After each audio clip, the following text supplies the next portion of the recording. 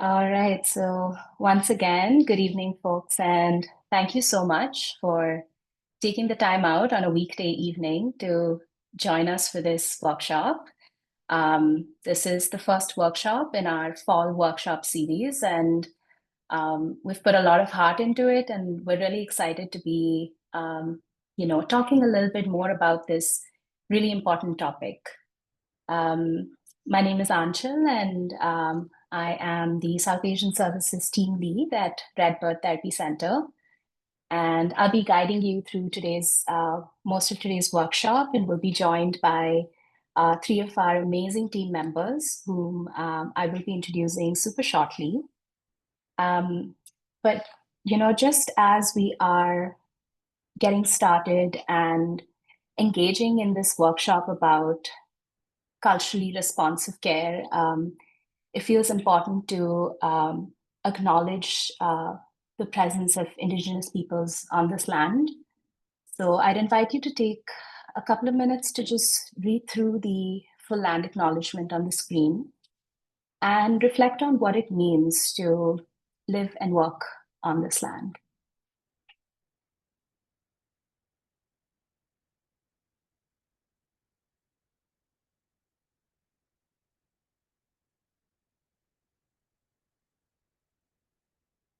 And we also recognize that acknowledging the land is really truly the first step.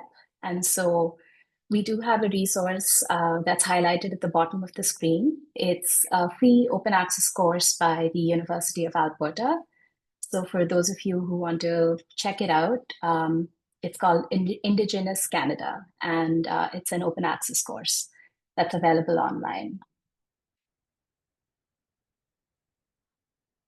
So a little bit about us at RedBird.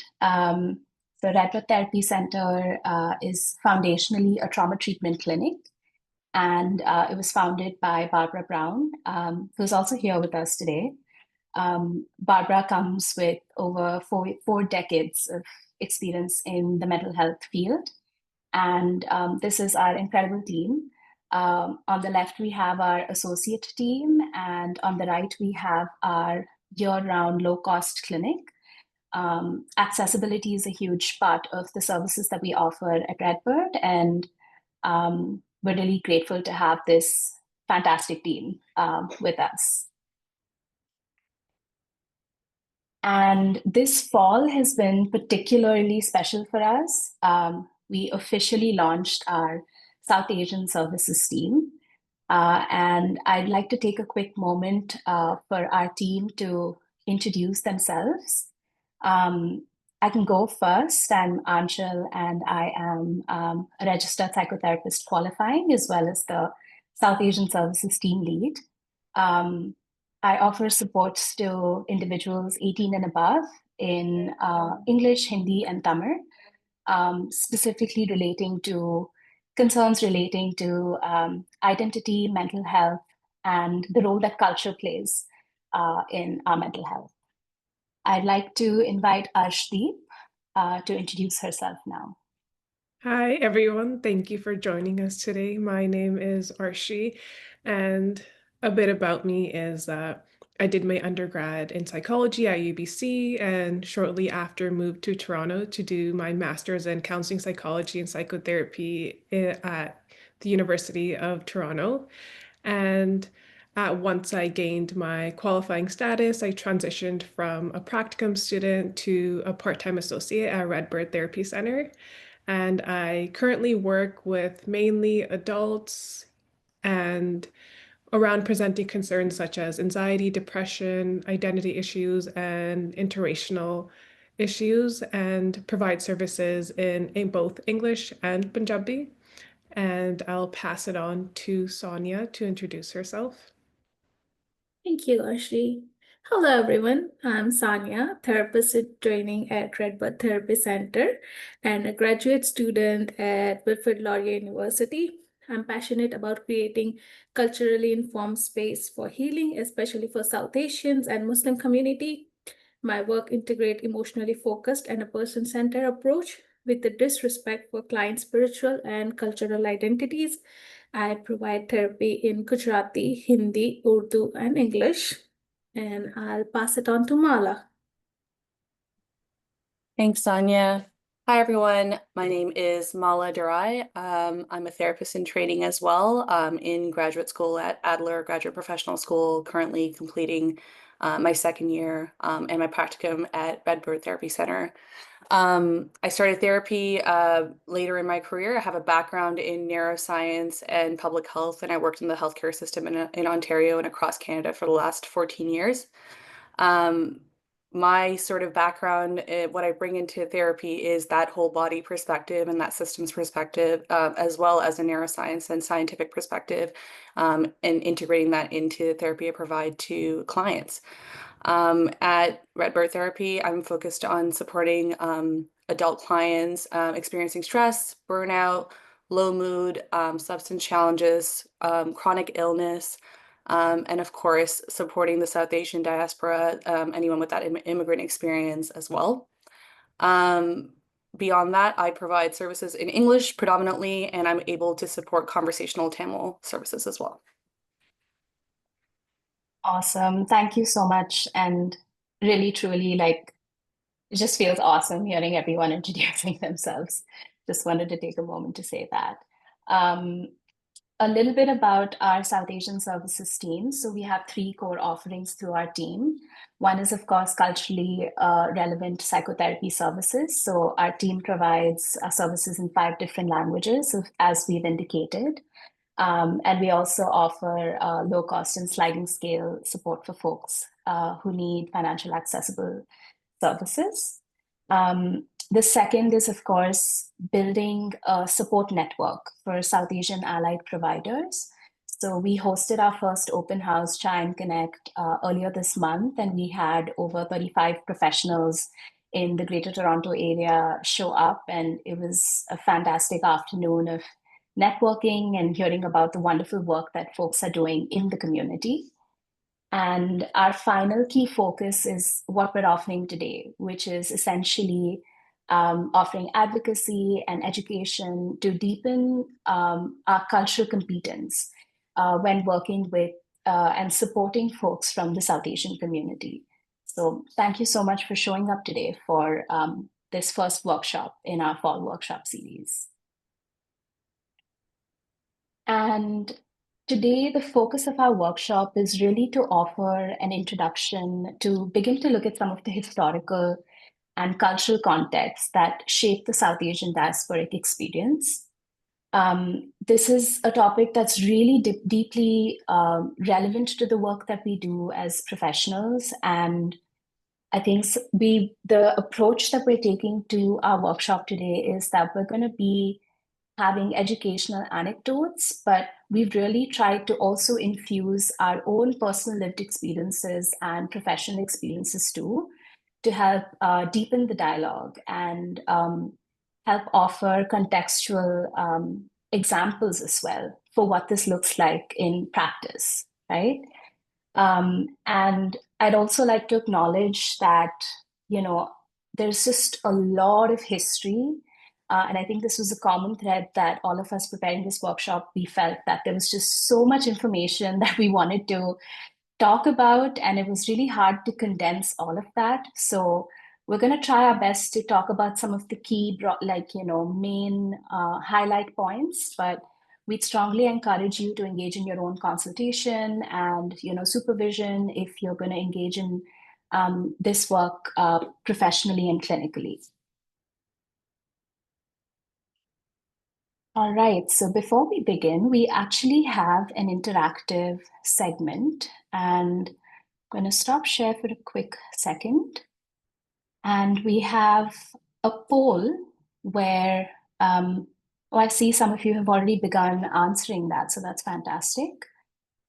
So feel free to take a second or two to respond to some of the questions that we've put together for the poll.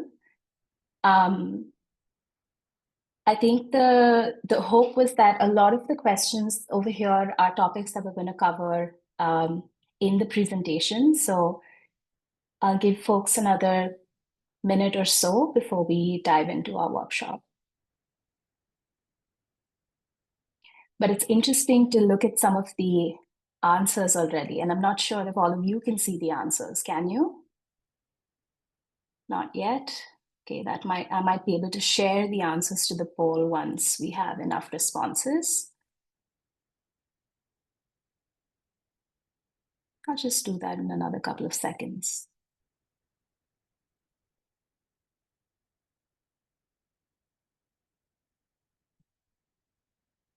All right, so we have about 20 out of 26 participants who've put their responses in. I'm just going to see if I can share results with all of you. And let me know if you can see the results.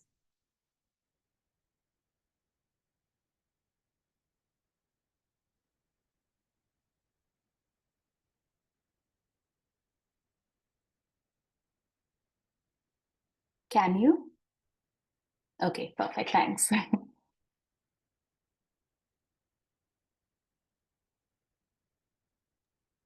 I only see my results. Okay. I've clicked on show correct answers to all as well. So just really briefly, I think the first question was a myth or a fact question. And the correct answer to that was that it is a myth that South Asia largely speaks to two main regions.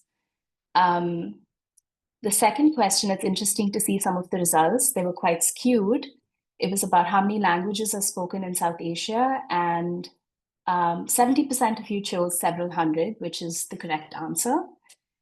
The third question was about what describes cultural humility, and all of you got that one right. I think that was a pretty straightforward one. And the last one was whether casteism doesn't exist anymore. And also almost all of you got that one right. So awesome. Thank you for participating. And we'll get right back into our presentation. So really, let's begin with a basic but important question, right? Does the term South Asia represent a singular identity or a region?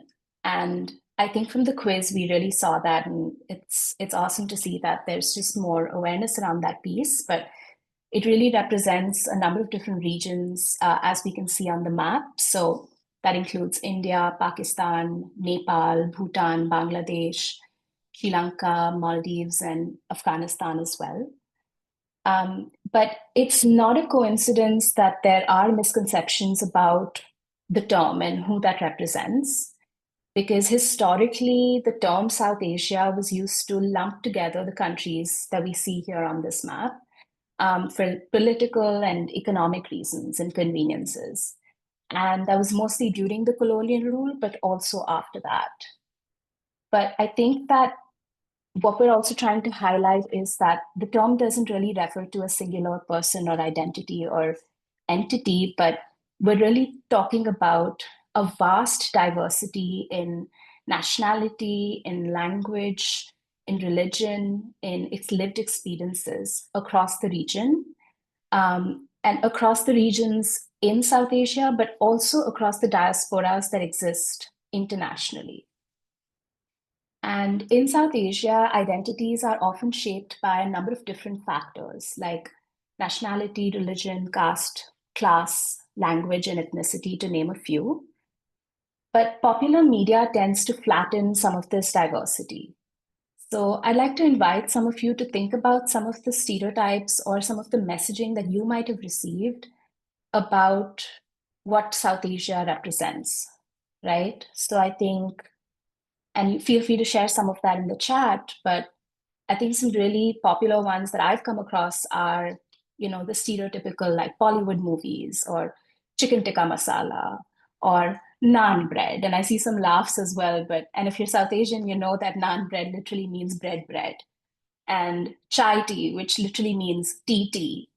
And bright colors and song and dance. And there's all of these messages that tend to get amplified by media portrayal. But what that tends to do is that it really flattens the diversity and it risks erasure, because it's fostering this idea of sameness, which realistically, actually, in the region, there's a lot of diversity, not just intergroup, but intra-group diversity that exists as well.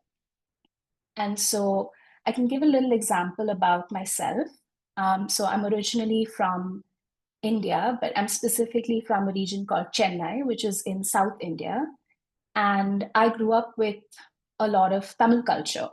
And the Tamil culture that I grew up with is very different from, by virtue of living in an urban part of the city, is very, very different from someone who might have grown up in interior Tamil Nadu, which is very different from someone who was Tamil but grew up in a different state in India, who migrated and grew up in a different state in India, or from the Tamil culture that's prominent and prevalent in Sri Lanka. And so really there's just a lot of variation and diversity that exists. And later in the presentation, Mala will be walking us through intersectionality and breaking the pieces down a little further. So I won't go into that too much at this point. But really, we're trying to look at expanding the lens a little bit to accommodate for more space for the nuances in an individual's identity. And we'll now take a look at why migration histories are really important when working from a trauma-informed lens. And I really like this quote that I came across when, looking up information and material for this presentation. And it says that before we understand migration, we must understand empire. And I think that for the South Asian diaspora, migration histories are deeply shaped by colonization.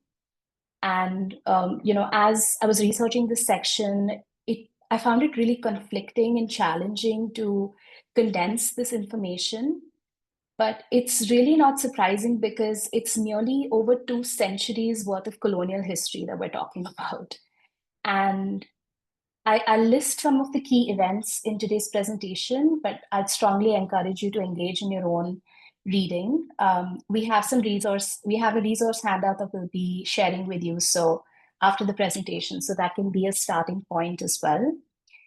But colonization essentially shaped migration pathways by forcibly relocating, millions of people through systems like the indentured labor system, for example, where people were sent to work in really harsh, slave-like working conditions across the world. And another example of a key historical migration event is, of course, the partition of 1947, which a lot of us might be familiar with, but that was when British India split into India and Pakistan. And that event alone, it really displaced 14 to 20 million people and killed over 2 million people. And so realistically, I think that the scale of this kind of trauma, it ripples through generations.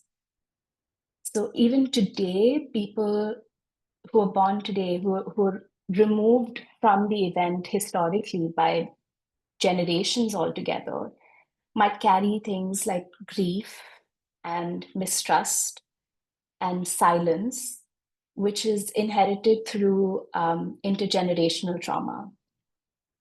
And we'll be speaking a lot more about intergenerational trauma in depth in our second workshop. But essentially, we're trying to highlight how migration histories affect how people show up in the here and now. And it's really important for us to be curious about the migration history, not just for themselves, but within the context of their families as well. Colonization also deeply created economic and political instability that continues to drive some of the migration pathways that we see more commonly today. So we'll be looking at 2 key migration pathways, so labor-based migration and skill-based migration. And I found this quote, which is actually on Kissa's website. Kissa does a lot of oral history documentation, and they have a project that's about Uber drivers' experiences So essentially folks that migrated to Canada, but ended up taking Uber driving as their employment because of systemic barriers that they experienced. So I'd encourage you to just read the quote on the slide as we're thinking about labor-based and skill-based migration. Labor migrants often face like super poor working conditions, so lack of healthcare and experience chronic stress. So this might include domestic workers or drivers or care workers who might struggle to access services due to either language barriers or immigration, systemic barriers relating to their immigration, or even fear of job loss. Skilled migrants, on the other hand, so we're thinking tech workers and engineers and academics. On the surface, their stories are framed as a success, but there's a lot of pressure to meet model minority myths. So having to be high achieving and grateful, and this really kind of shrouds some of the struggles with anxiety and burnout and other identity related concerns. And I think what we see today a lot, not just in Canada, but across North America and across the world, really, like the long wait for visas, the fear of deportation, experiences of racism and xenophobia, all of these contribute to a really complex mental health picture that's often overlooked. And I'd like to share a little bit about my own experience of immigrating. So I've immigrated thrice in the last decade as a skilled worker. And that comes with a lot of privilege, obviously, but I think there have been some significant struggles as well. And I think this is a very common experience that a lot of immigrants have, which is having to demote yourself professionally in order to keep up with the systems in the host country that you end up going to. But what this tends to do is that it really takes a toll on your sense of self and self-esteem. I think for me, especially, coming with over 6 years of clinical experience, having to start all over again, it's like rewriting my story over and over again, which contributes to, just stress and anxiety and feelings of imposter syndrome, which it's a reality for a lot of folks who migrate and immigrate. And so where I think when we're again just thinking about migration histories, it's about expanding the lens a little more to gain a bit more of a holistic picture as to what might be happening for someone. And lastly, I want to talk about something that's left out of a lot of conversations about identity, even among South Asian spaces, and that's casteism. And I'm actually pleasantly surprised to see that there's a lot more awareness around casteism. I saw, I'm referring to the results from the quiz, but this is often a topic that's left out of a lot of the conversations around diversity, equity, and inclusion that we have, whether it's in our trainings or in our workplaces. Just a little bit of history about the caste system. So it's one of the oldest forms of social hierarchy. So it's over 3,000 years old, and it's a very rigid system that's inherited and still present today, not just in South Asia, but across the diasporas that exist internationally as well. And a key difference is that caste and race and class are not the same. Once you're born into a caste, it stays with you for life. And no matter how educated or wealthy or accomplished you are, you remain within the same caste. At the most marginalized end of the system are the Dalits, as you can see at the bottom of the image here. And it's a term that means broken or oppressed in Sanskrit. And while many folks have reclaimed this title with strength and pride, the lived reality involves historical and just histories of generational exclusion, whether that's from education or employment or healthcare, housing, just basic rights to dignity. Casteism, the sticky part about it is that it doesn't announce itself.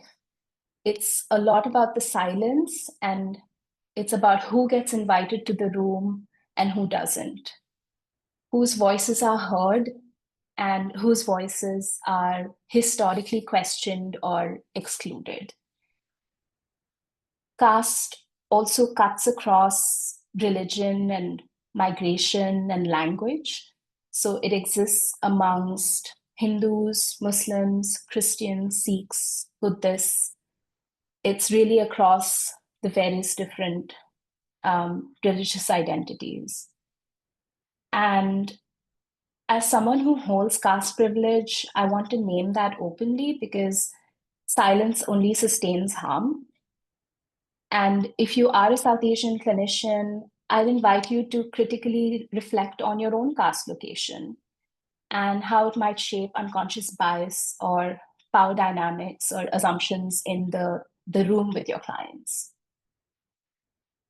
And the reason I say this is because many Dalit or caste oppressed clients may not talk about caste very openly because of fear of internalized stigma or past traumatic experiences. And by normalizing some of these conversations, by, for example, including caste in your intake process, right? Just as you might ask about race and ethnicity and religion, also asking about caste can begin to signal psychological safety without really forcing or pressurizing a disclosure.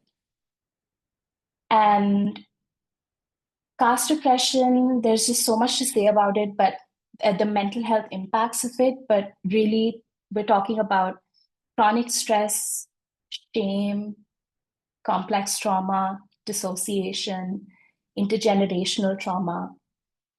And so we'll talk a little bit more about how culturally responsive care looks like and how we can weave in some anti-oppressive practices into our clinical care towards the end of today's presentation.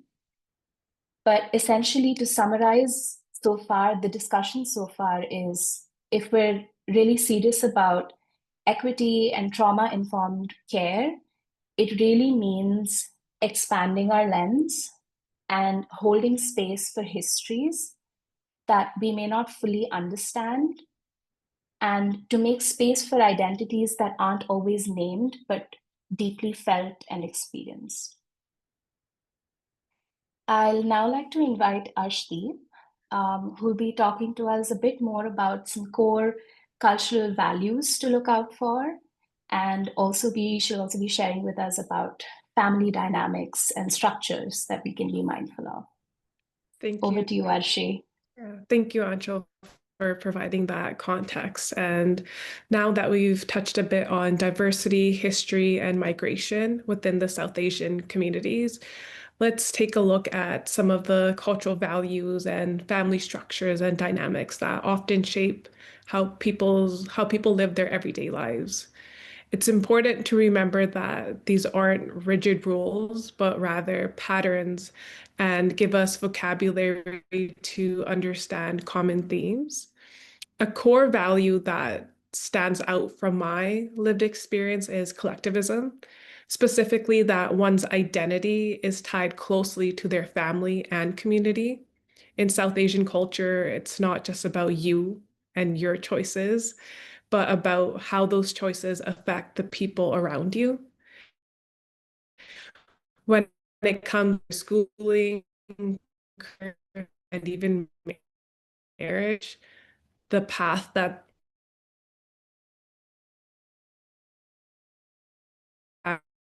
family's reputation is this feeling of pressure. Dad wanted me to become a doctor, a very prestigious career path, widely believed to bring respect and honor to a family. And for many years, I worked hard to build my application for medical school.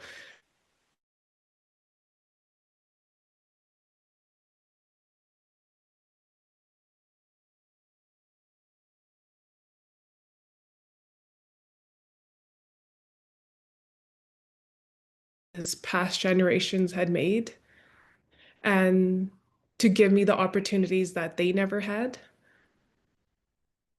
Sorry about that. Is it a bit more stable now? Okay, great. I'll just kind of rewind what I was at. I felt that I was discarding the years of sacrifices past generations had made to give me opportunities that they didn't have. I was carrying this deep weight of responsibility to bring to life a collective dream that was in the works well before I was even born. And not to forget guilt tripping.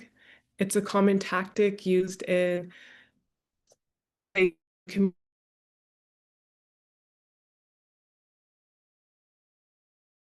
to be in the family,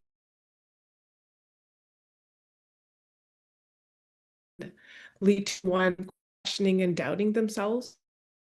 It slowly pulls away from what you thought are. And when you're in this environment, your own desires is not as straight to take.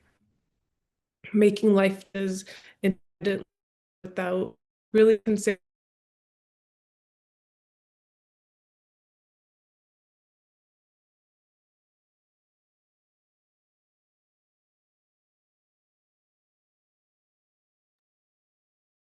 Sorry about that. I think we lost Arshif there.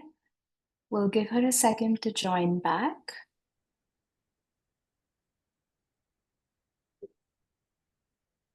And in the meanwhile, feel free to share some of your reflections, about some of the content that we've shared so far in the chat. And while we wait for Arshi to hop back on, do we have, any questions or reflections? We'll maybe take one or two before continuing with some of the content.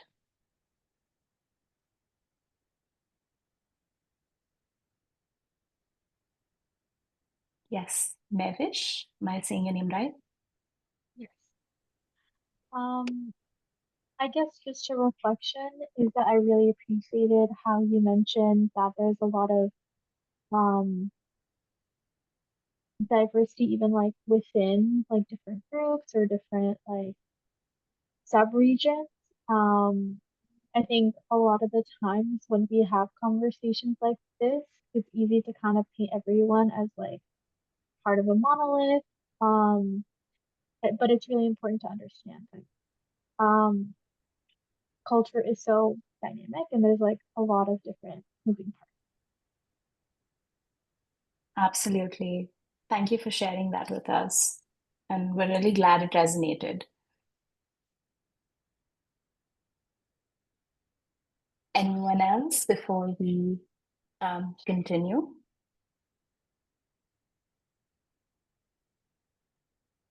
Yes, Nikki. Hi, thank you so much for sharing all the information.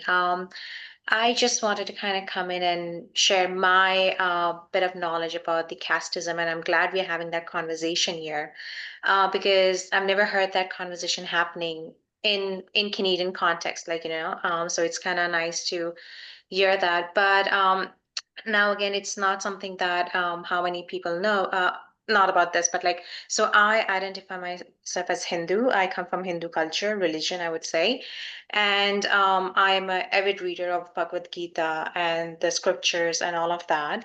And just these are my 2 cents on the casteism is what I have learned from my readings of Bhagavad Gita is that casteism is actually not a hierarchy. You're not born into it.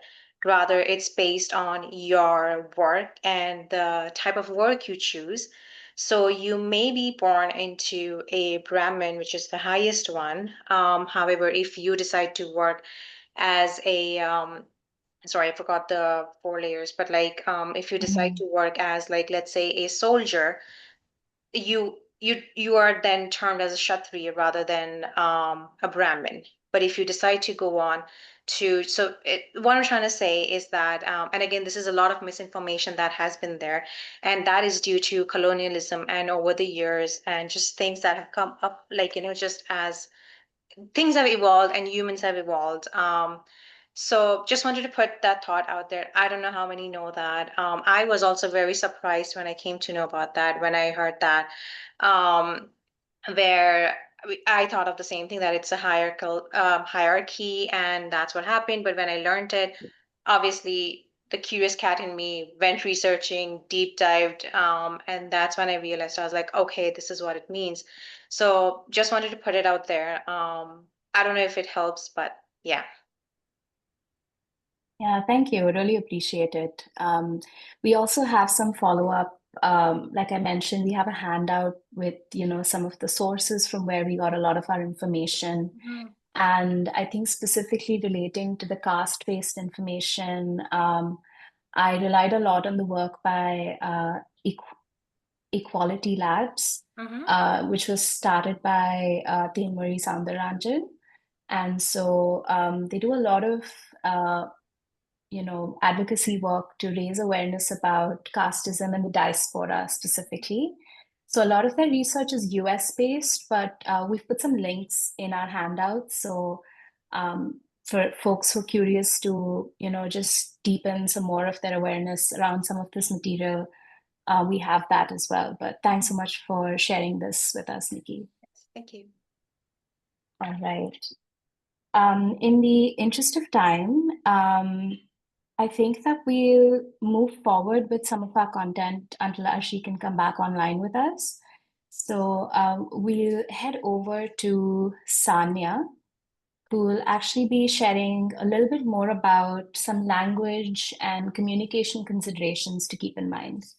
So over to you, Sanya. Thank you. I'll speak on language communication and cultural norms. This topic is very close to my heart because language is not just about words. Language carry our history, our family, our culture, sometimes even our pain. When client from different diaspora comes, language becomes bridge, but sometimes it can also become a barrier. Multilingualism in the diaspora. Let me begin with showing you the richness of South Asian languages. In India alone, we have more than 22 official languages, just the official numbers, and 100 of dialects. If we include a wider region like Pakistan, Bangladesh, Sri Lanka, the number only grows. Each language is not just a way of speaking, it is tied to region, community, sometimes even the religion. When someone migrates, holding on to the language feels like holding on to the identity, and losing it feels like losing the part of themselves. For example, a grandmother who is speaking Punjabi may feel distance from her grandchild who can only communicate and speak in English.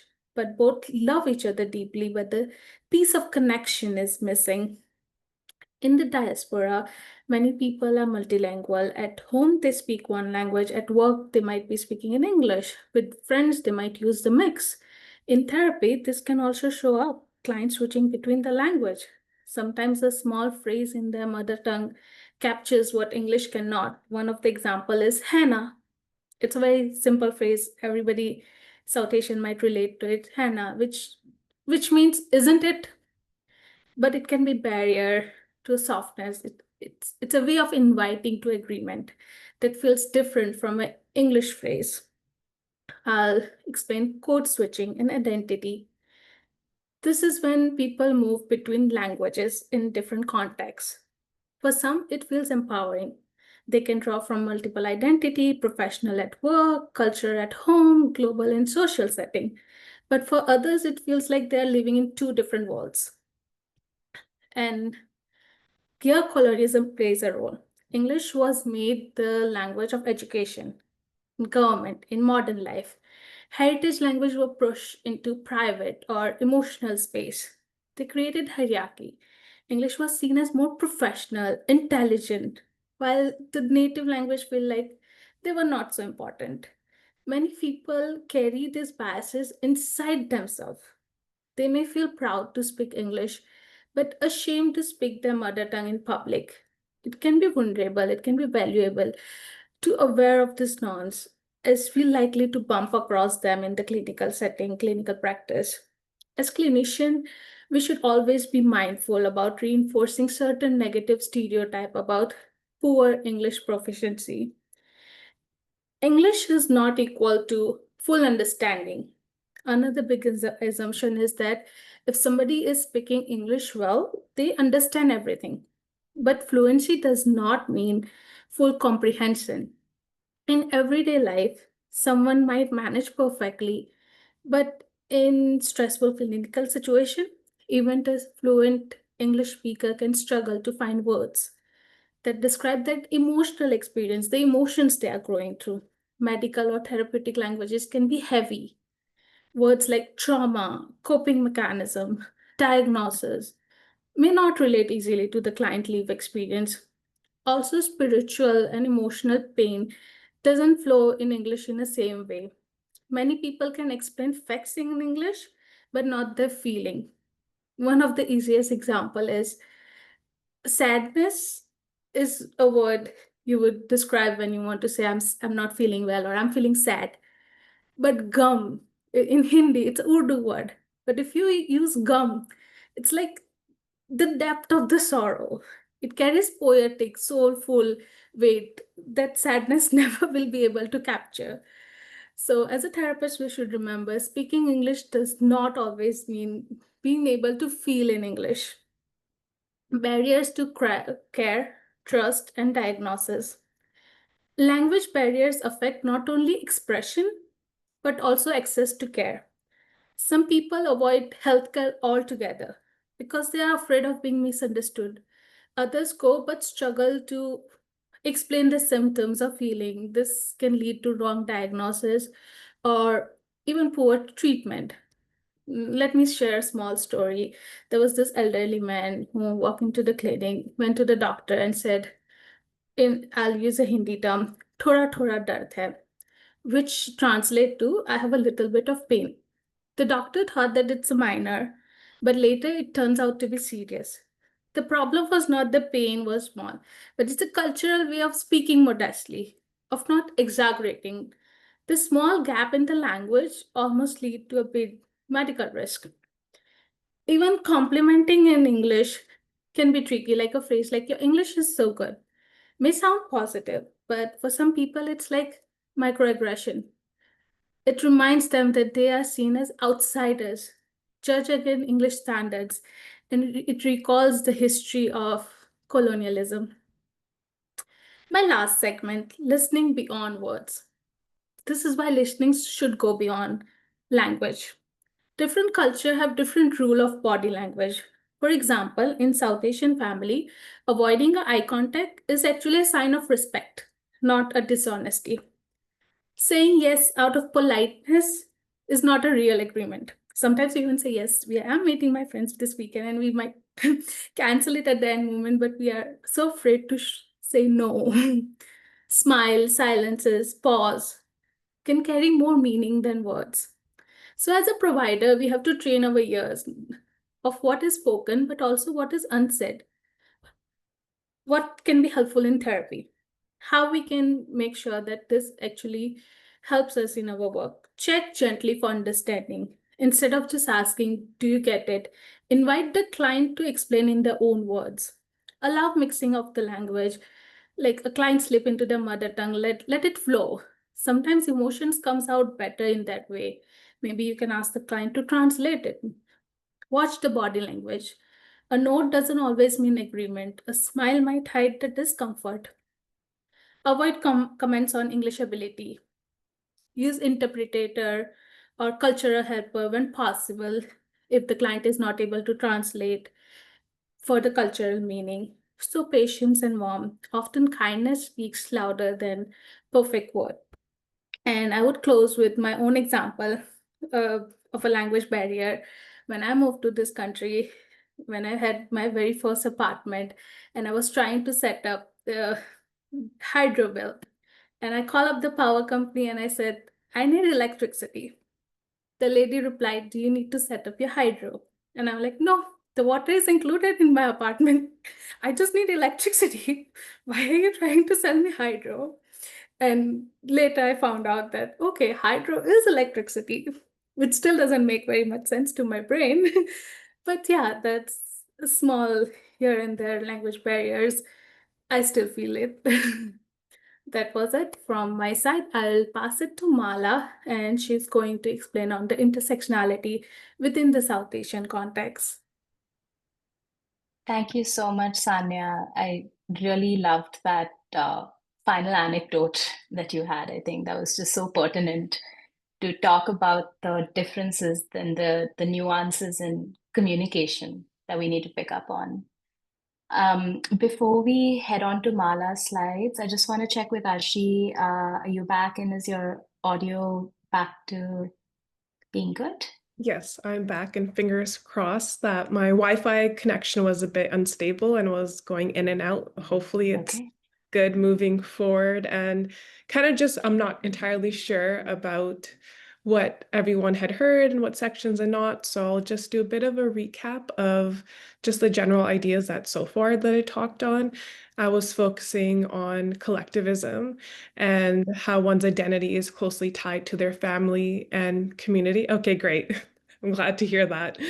And when it's not just about you and your choices, it's about how those choices reflect and affect the people around you, specifically when it even comes to career, school, and even marriage. And I felt a lot of that pressure to myself growing up. I had mentioned that, my father really was keen on me to become a doctor, a very prestigious job that was perceived to bring a lot of honor, respect to our family, but there was a part of me that I was repressing, and that part was one that was very intrigued by the field of psychotherapy. And for me, this was because pursuing my own personal passions felt extremely selfish in a way, and as if I was disregarding the years of sacrifices previous generations had made to give me these opportunities that they had never had. And I felt a lot of responsibility. And there also plays a role of guilt tripping, which is a very common tactic that can be used within South Asian communities to make sure people act into accordance with what is believed to be in the best interest of the entire family.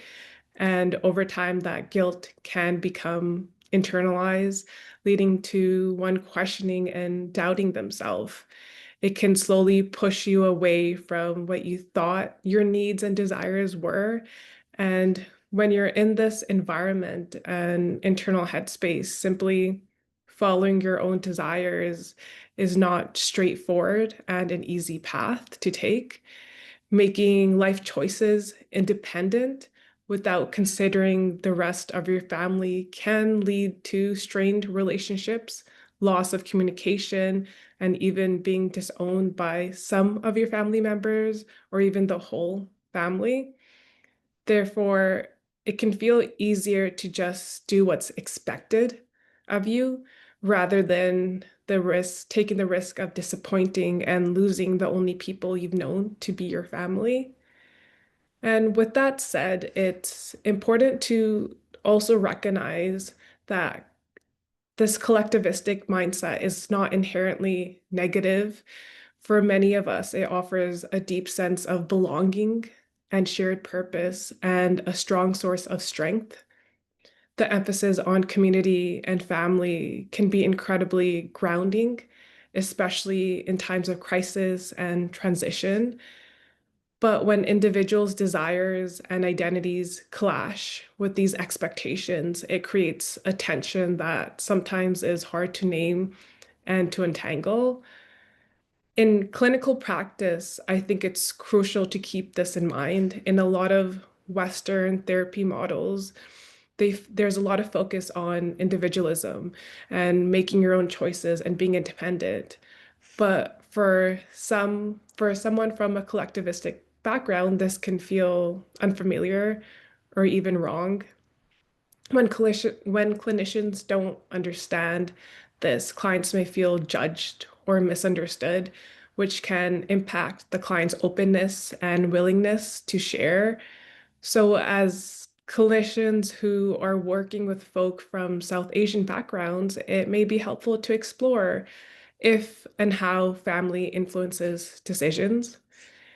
This also connects to a concept of filial piety, which is essentially a deep sense of respect, responsibility, and duty towards one's parents and elders.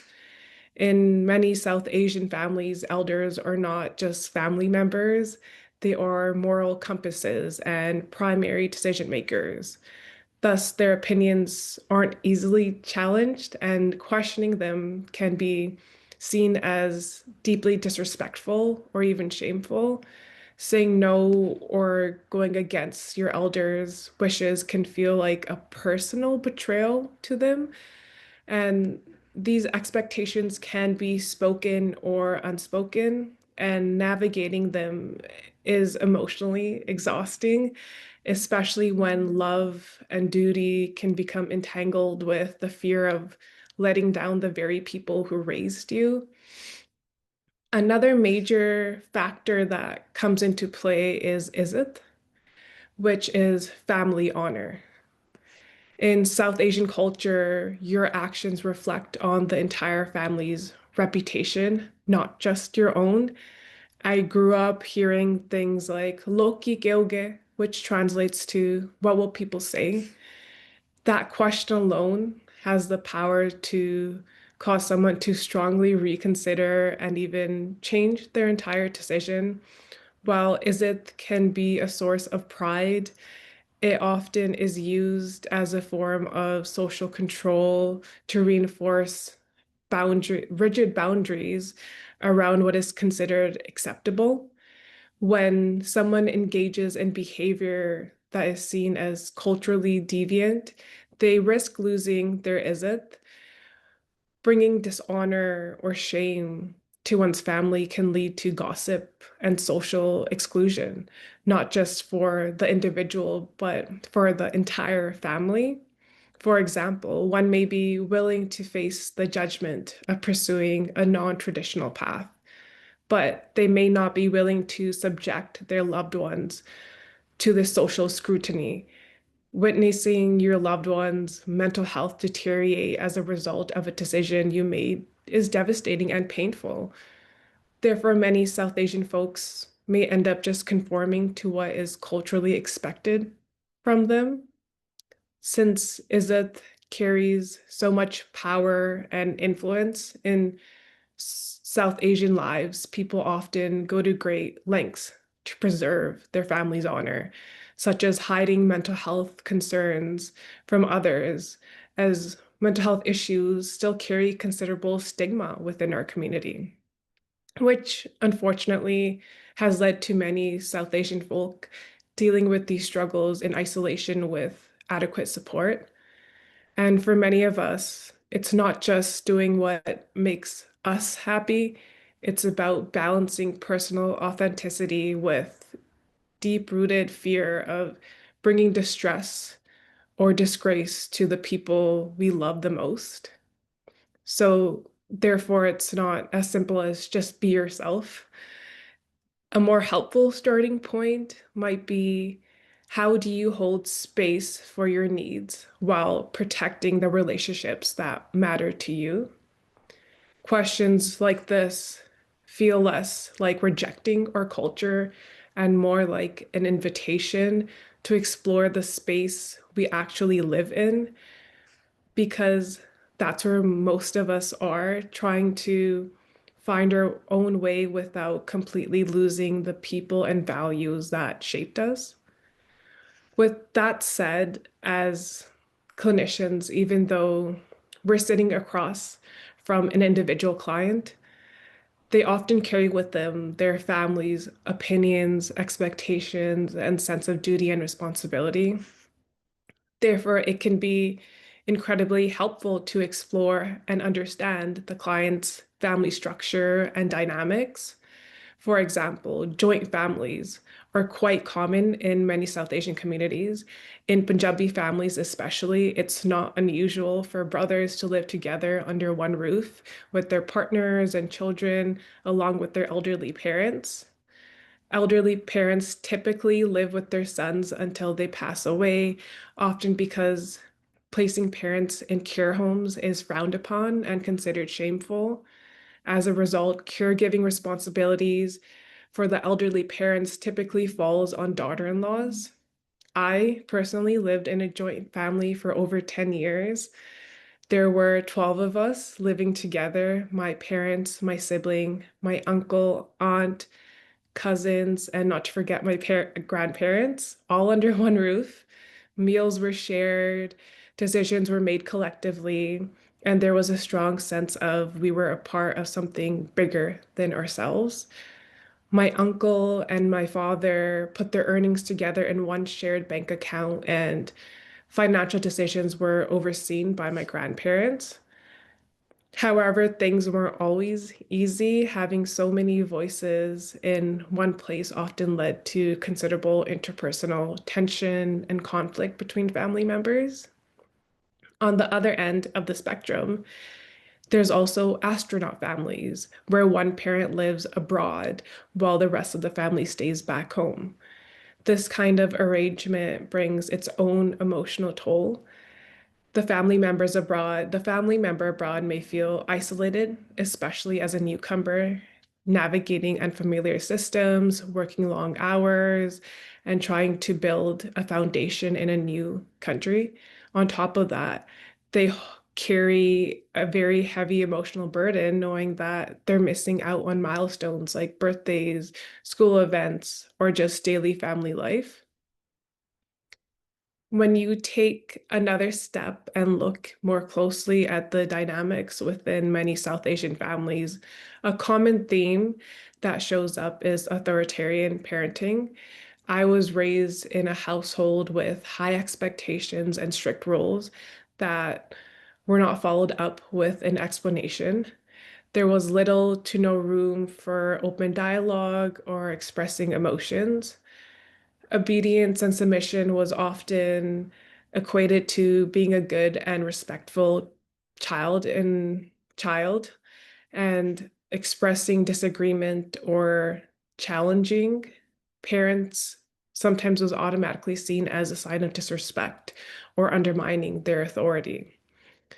It's also important to note that for many South Asian parents, this is how they were raised and what they believed was best practice.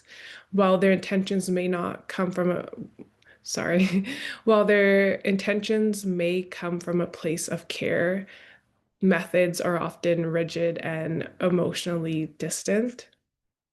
As second generation South Asians growing up in Western societies that emphasize open communication, emotional intelligence, and personal autonomy, that contrast can be quite jarring. For some folk, they're left carrying emotional wounds from childhood, struggling in adulthood with expressing needs, identifying their emotions, and getting into touch with their sense of identity. While I understand that my parents did their best that they could do with the knowledge and resources they had at hand, it doesn't erase the long-term impact. I and many others find ourselves caught in this in-between space, trying to heal from how we were raised while also trying to stay connected to the very people who raised us. And as I wrap up my section and pass it on to Mala, I want you guys to take, a moment to reflect and think about if any of these themes may have shown up in the lives of your friends, coworkers, relatives, or any clients.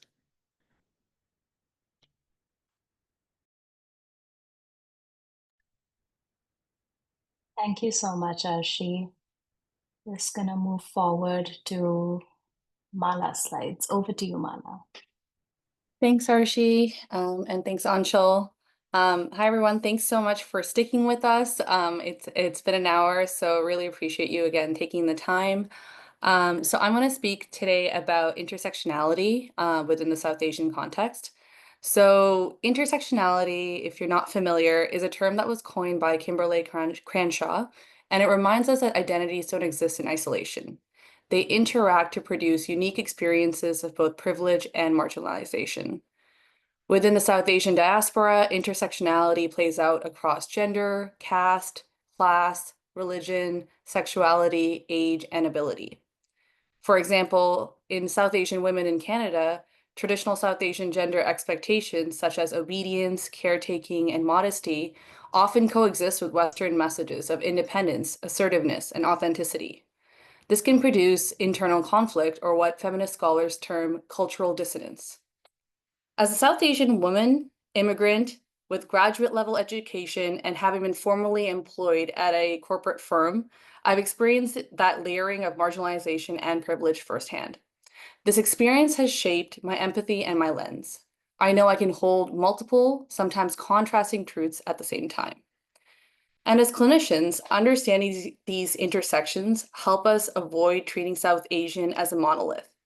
A Tamil woman refugee from Sri Lanka and a second generational queer Punjabi man born in Brampton may both be South Asian, but their class, faith, sexual orientation, and migration histories fundamentally shape their relationship to mental health, help seeking, and identity.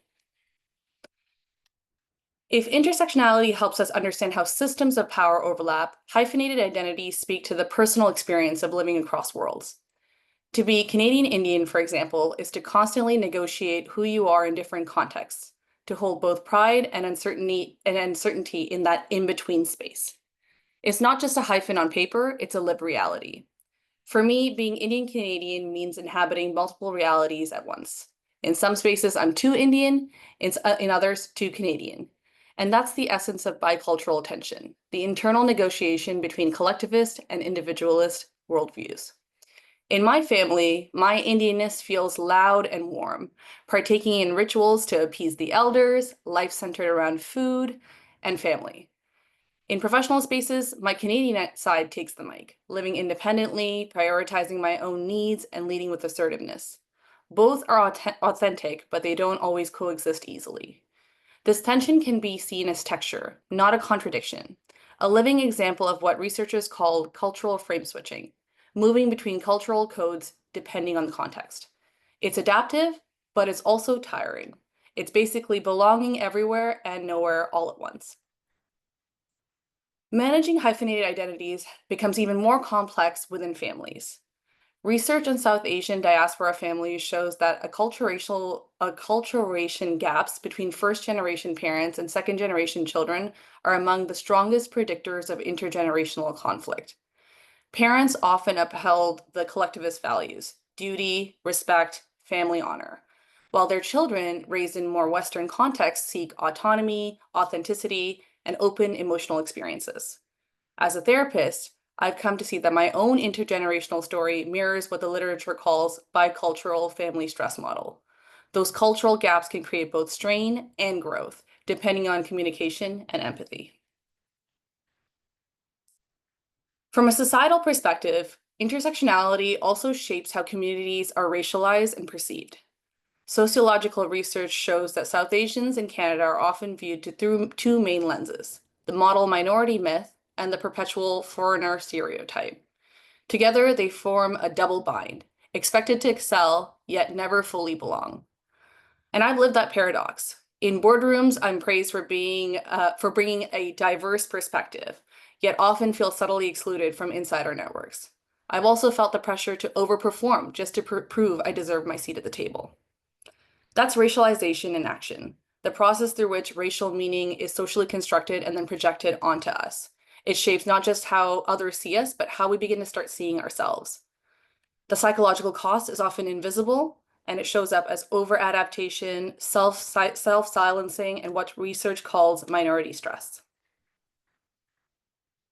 In therapy, we often use narrative identity frameworks, the idea that meaning and healing emerge through storytelling.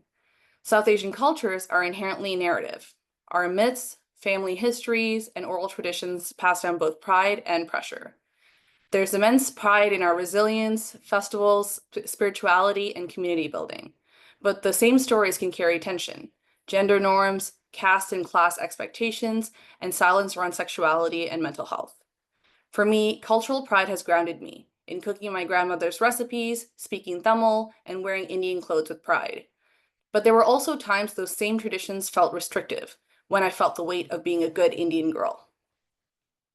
Narrative allows us, with our clients, to hold both, to re-author stories so that they reflect complexity, not compliance. So when I talk about hyphenated identity, I'm really talking about integration, not resolving the tension, but finding the coherence within it. As therapists, our roles isn't to simplify the hyphen, it's to help clients find meaning in it. Because that space, the in-between, is often where growth, creativity, and healing begin. For me, that hyphen has become less of a burden and more of a compass, a reminder that identity isn't about choosing sides, but standing fully in that overlap. I'd like to close with a story that demonstrates my own navigation of this integration. My name. My name is Malavika, which is what I went by for the first 8 years of my life. When I moved to Canada, the dreaded pause during roll call led me to shorten it to Mala, which I used for the next decade. Then, in California for university, surrounded by Indian Americans, I was told I had westernized my name too much and I should reclaim my heritage. So I switched back to Mala. Today, some family members still call me Malavika, my childhood friends from Canada call me Mala, and my newer friends now know me as Mala. I accept and claim all these versions because each represents a part of my intersectional hyphenated identity as an immigrant, a Canadian, and an Indian. And with that, I will pass it back to Anshul to close us out. Thank you so much for that personal anecdote again, Mala. I think very, very representative of, sharing and talking a little bit more about what you were saying so far. So we'll move on to the last part of our workshop today, which is culturally responsive practice. So what is all that we've spoken about today? How does that show up in practice, and what does that mean for our practices? We'll be grounding our conversation about this topic in Dr. Pavna K. Sodhi's work. She is a psychotherapist, educator, and second-generation Canadian Indian. And her book, Trauma-Informed Psychotherapy for BIPOC Communities, is the resource that we'll be using today. It was launched in 2024.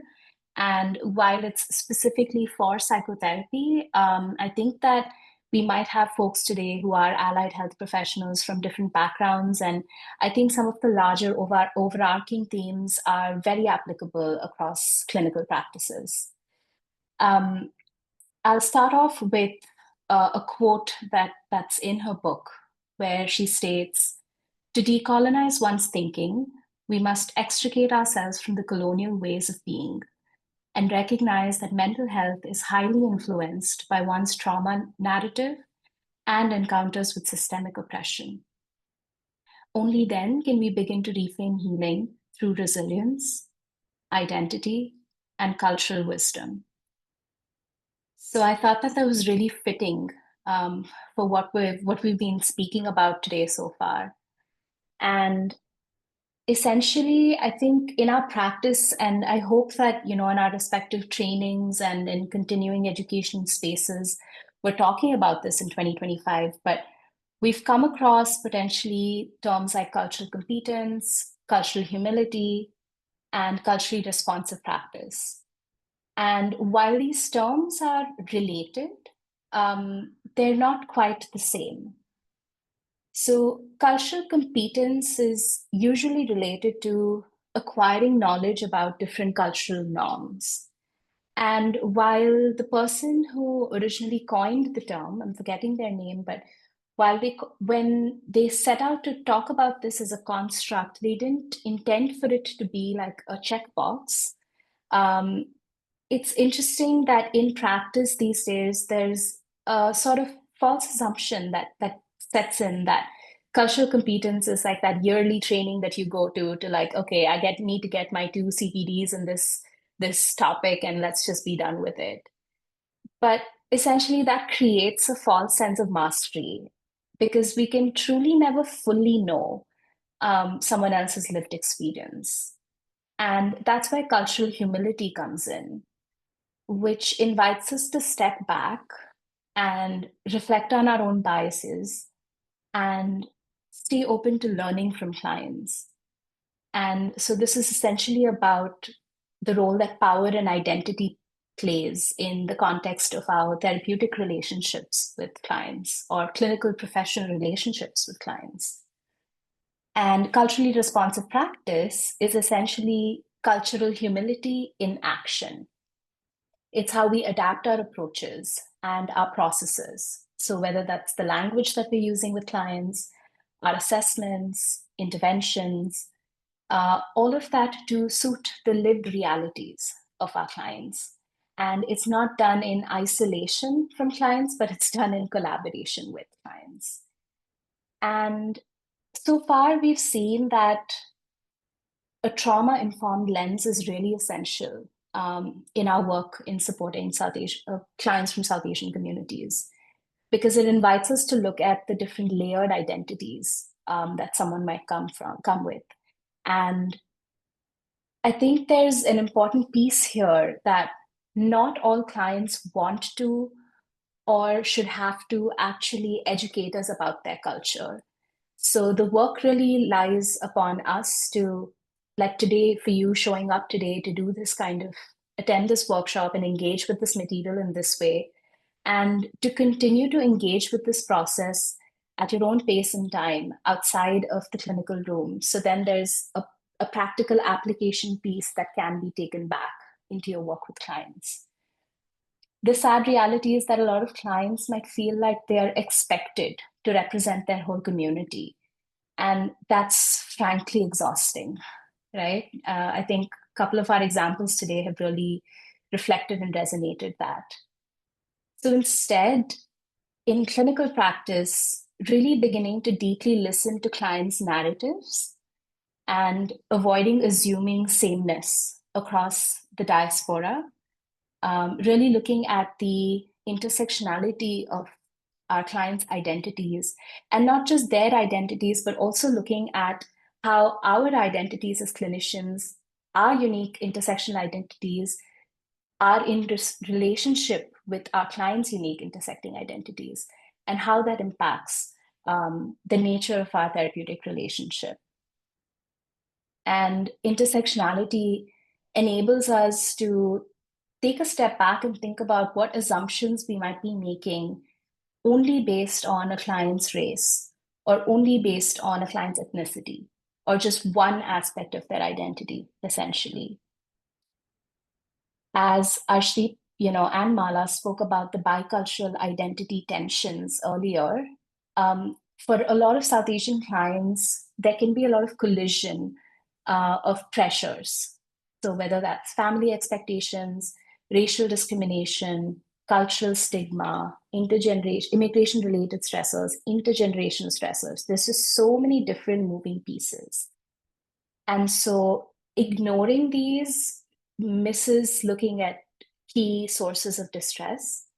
And so, in practice, therapy or our work with clients might need to focus on recognizing the role that bicultural identity plays on a client's concerns, exploring family migration histories, talking about experiences of racism and discrimination, and naming that openly can actually help reduce a lot of the isolation that comes with it when it's held in silence and shrouded in silence.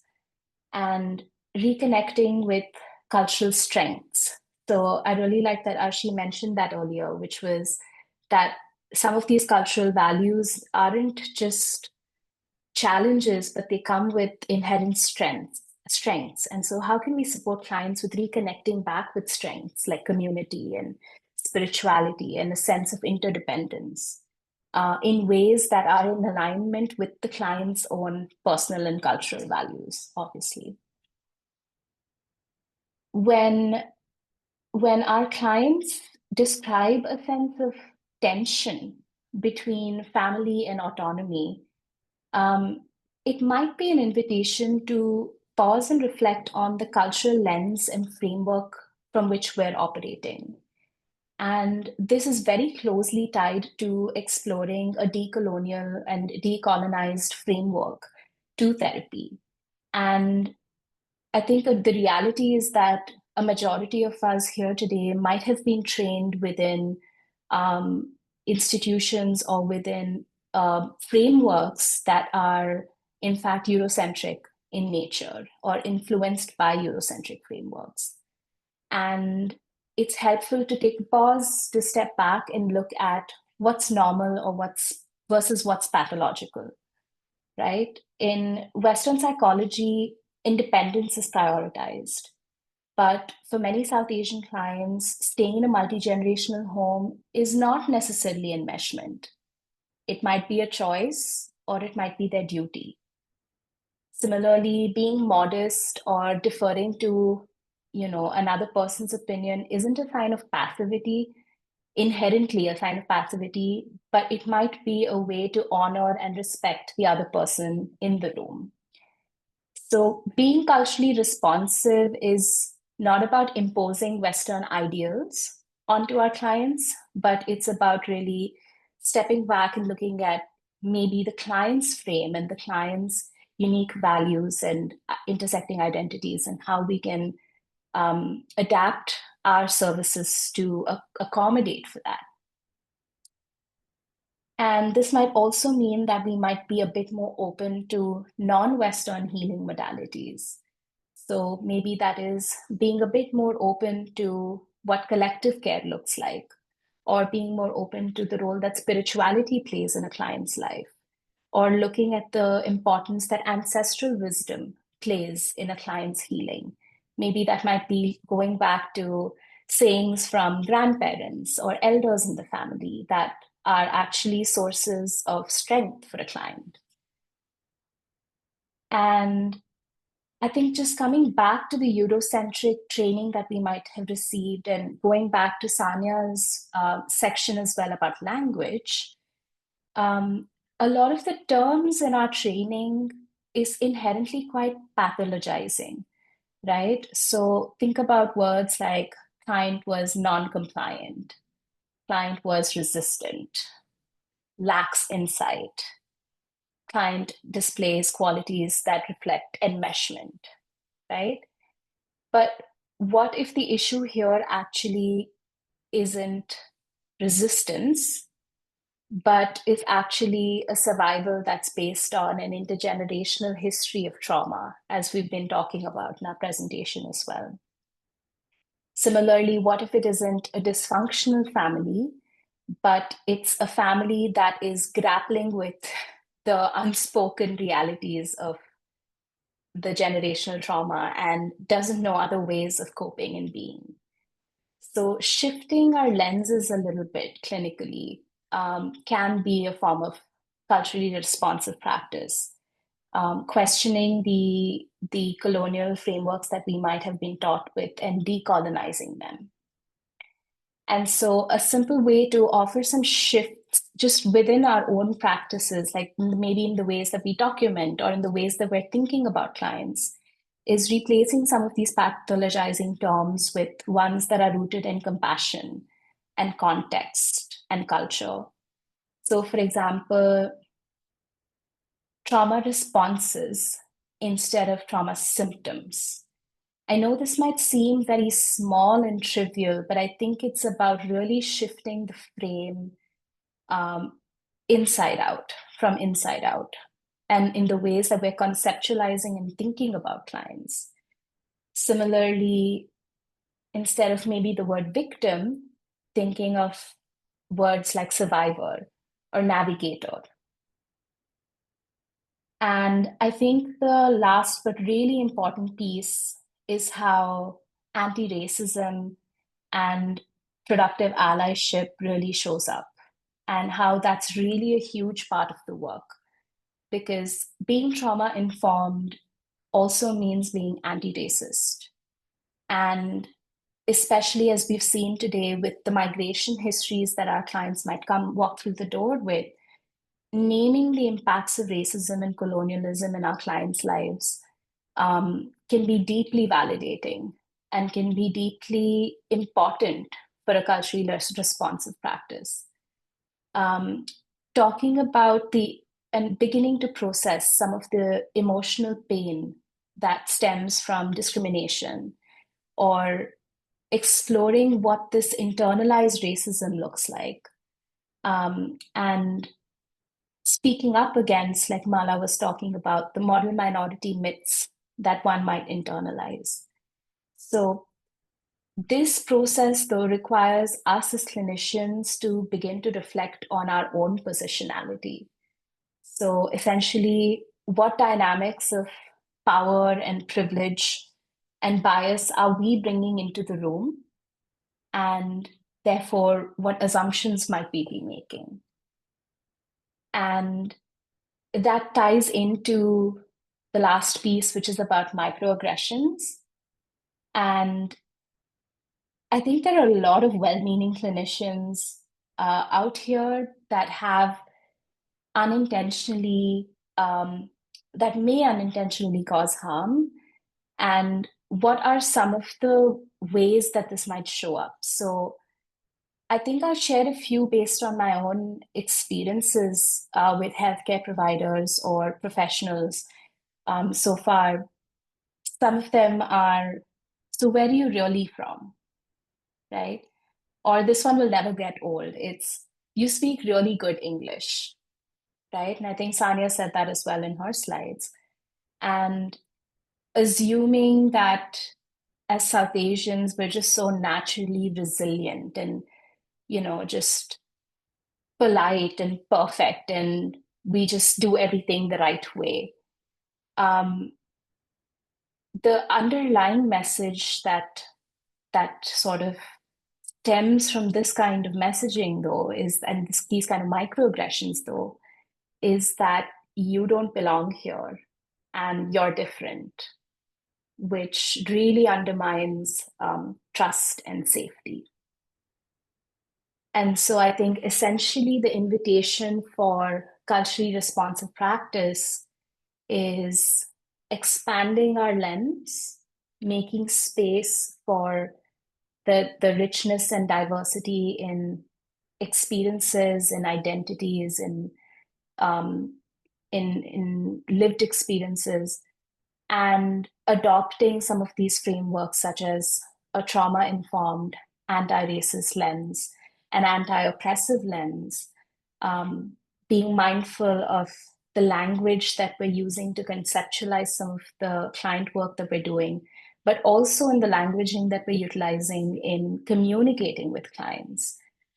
So being really mindful about the microaggressions and staying true to the client's lived experiences and honoring and making space for their lived realities. So that brings us to the